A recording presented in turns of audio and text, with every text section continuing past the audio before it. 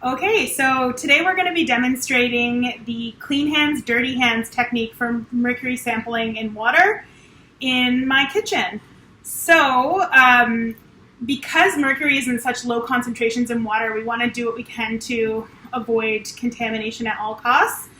And that's where the clean hands, dirty hands technique comes in. So this is a two-person sampling technique.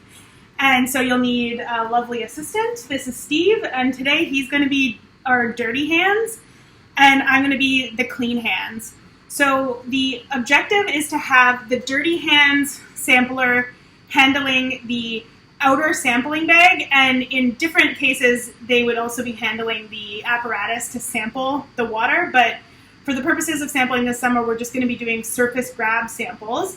So the dirty hands person, once they put their gloves on, is only going to be handling the outside of the sampling bag container. And the clean hands, which I'm playing in this scenario, only touches the inner bag and the bottle inside of that bag.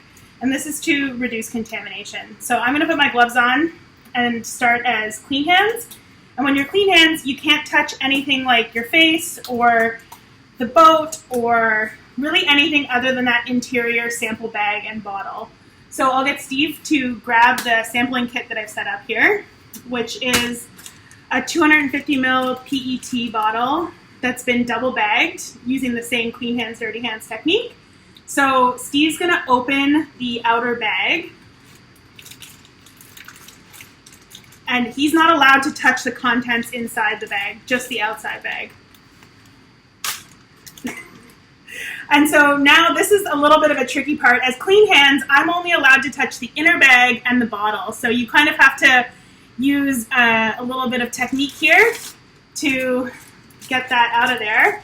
And now I'm free to open this bag and access this bottle. You want to just hit the screen so it stays. And because we're doing surface grab samples in lakes and rivers, I've set up with a little bit of water in my sink here, so you'll have to use your imagination. Basically, you'll take your sample bottle and you'll have the bag in your other hand. You'll submerge it underwater. I like to do a little rinse, even though these bottles are sterile, it's just a force of habit. So a little rinse with lake water or river water, dump that out, and then you'll submerge and try to fill it up to that 250 ml mark. You don't want to fill it all the way just because we're going to be freezing these bottles. And then the tricky part is you want to get that cap on the sample as quickly as possible to minimize contamination from the atmosphere. So I did a bad job with that. Essentially, you'd want to get your sample, have the cap close to the water, and then put that on right away. And then replace the sample bottle into the inner bag, squeeze out all of the air, and seal it, if I can figure this out.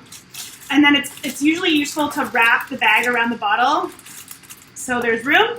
And then I'm going to carefully put that in here, and it's good to sometimes plunk it down.